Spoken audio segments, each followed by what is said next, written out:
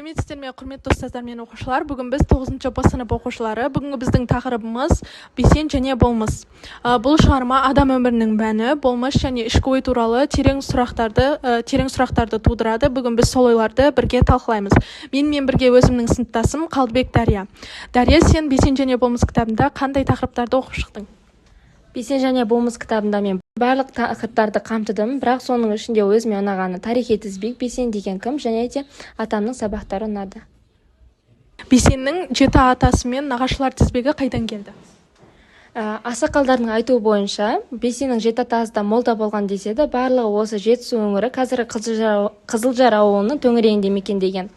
Рулары Қаңлы, Қаңлының ішінде Оңбай, Оңбайдың ішінде Батырақтан тараған жұрт. Әкесі Абай болғанымен Шалкемпірдің қолында өскен, атасы Жанысбек бауырына басып, әжесі Шакарбануда апа деп өскен екен. Рахмет. Келесі сұрақ, бесен атасынан қандай тәлім-тәрбиелер алды? Бесен, егер де мен қандай да бір жетістікке жететін болсам, ол атамның тәрбиесі деп білемін. Атам мені отырғызып алып, мықты бол, әділ бол, шыншыл бол деп ешқашан айтпаған. Тек қана іс-әрекетімен және де тапсырма беріп орындататын. Атамның маған берген ең алғашқы жақсы қасиеттері еңбексүйгіштік пен тазалық болды, дейді Бесен Құранбек. Бесен Құранбектің негізгі ойы қандай? Бесеннің айтуынша, адам тек күнделікті өмір сүріп қана қоймай, өзін түсінуге тырысу керек. Яғни мен кіммін, мен не үшін өмір сүріп жүрмін деген сұрақтарға жауап беру маңызды. Егер адам осы туралы ойланбаса, ол жай ғана әдетпен өмір сүре береді. Ал аз болмысын түсінген адам өмірін саналы түрде өткізіп, не істеп жатқанын түсінеді. Рахмет. Біздің келесі қонағымыз Серікбай Арман. Арман, бесен деген кім? Бесен деген кім? 1971 жылы Алматы облысында Қызылжар ауданында бір бала дүниеге келді. Ағайын-туыс жиналып, оған ат қойды, азан шақырып ат қойды. Оның аты туу туралы куәлігінде Бесен Құранбек деген атпен таңбаланды. Келесі сұрағым, Бесен Құранбектің бойында қандай қасиеттер бар еді? Бесеннің бойында ашылмаған болмысынан басқа түк те жоқ еді. Оның ішінде жауапкершілік, ар-ұят, мейірім, қайсарлық, тәубе сияқты феномендер бар еді. Бізде келесі қонақ Чемен Айдана. Айдана, бесен басынан өткізген қиындықтар арқылы өмірдің мәнін қалай түсінді? Бесен басынан өткізген қиындықтары өте көп. Мен бір мысалын айтып кетейін. Бесен 15-16 жасқа келген кезде Бесеннің атасы қайтыс болды. Сол кезде Бесен оқып жүрген болатын. Оның алдында екі таңдау тұрды. Біреуі қарияны бағу, ал екіншісі армандарына қол жеткізу. Ол қиындықтарға қарамастан Бесен өз жұмысын жалғастырды. Сол кезде Бесеннің апасы әлі тың болатын. Күтушілерге көмектесіп, тіпті ақша тауып та жүретін. Сол кезде Бесен спорт газетінде істеді. Өзінің алға қойған мақсаты, мен апама қараймын, апамды бағамын деп көп жерлерге бармады. Тіпті өзінің оқуын тастап кетуге дейін барды. Бесен басынан өткізген қиындықтар көп. Соның ішіндегі бір мысал осы. Бесеннің әйеліне қойған талабы? Бауыржан Момышұлының қанатты сөзінде жақсы келін отбасын, ата-анасын, үйін асырай білу керек деді. Бұл қанатты сөзге Бесен тағы бір мысал қосты. Жақсы әйел өзінде күте білу керек. Өзін күтпеген әйел өзгелерді де күте алмайды. Өзін күте білген әйел әрқашанда өз жолын табады деп Бауыржан Момышұлының қанатты сөзіне өзінің бір ойын қосты. Бесен Құранбек өз уәдесінде тұра алды ма? Жалпы алғанда Бесен уәдесінде тұруға тырысты. Өйткені ол үшін уәде жай ғана сөз емес, адамның болмысын көрсететін нәрсе. Бесеннің ойынша адам уәде берсе, оны міндетті түрде орындау керек. Себебі уәде жауапкершілігі. Егер адам өз сөзінде тұрса, ол өз болмысын дәлелдейді. Бізде қонақта Ермек Нұртас. Бейсен өзінің отбасында қандай қағидаларды ұстанды? Бейсен 8 қағида ұстанды.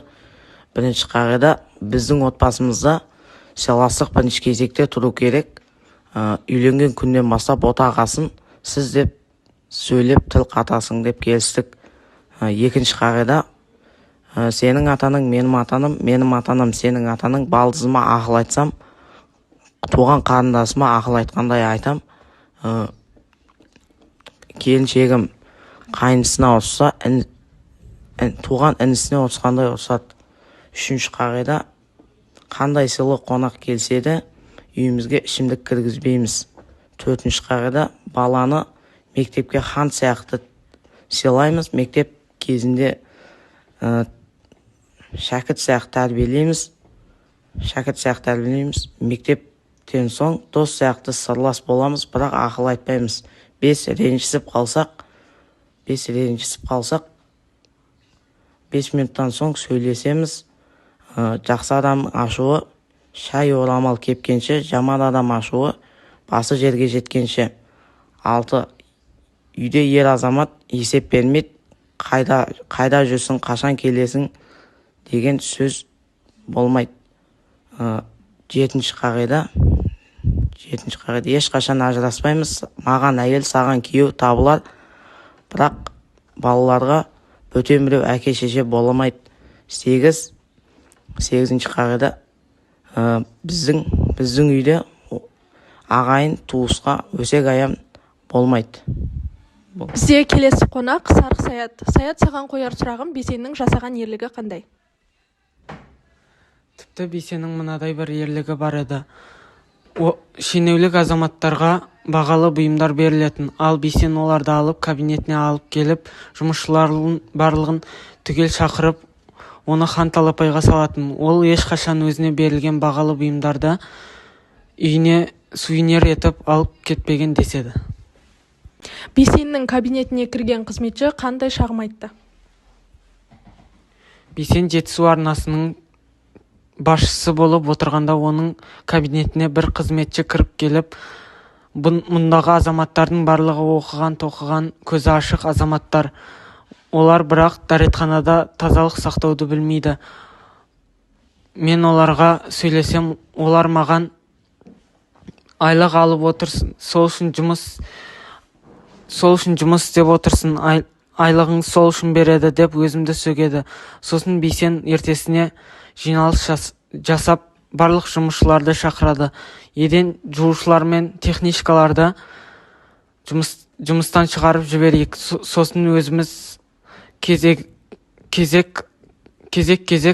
дәретхананы тазалайық дейді. Сонда жұмысшылар: бұл қайдан шыққан заң, бұндай болмайды ғой дейді. Сонда Бейсен айтады: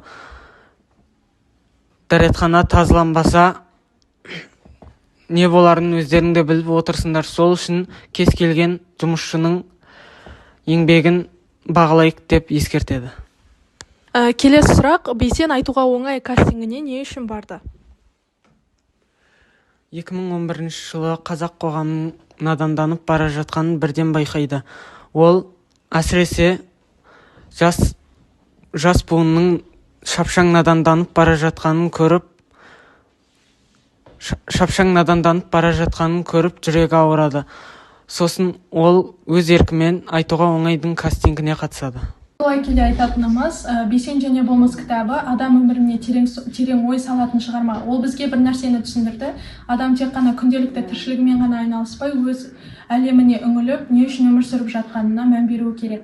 Болмыс деген ол адамның ішкі әлемі және де таңдауы, көзқарасы. Оны түсінген адам саналы түрде шешім қабылдай алады және өмірінің мәнін түсінеді. Рахмет.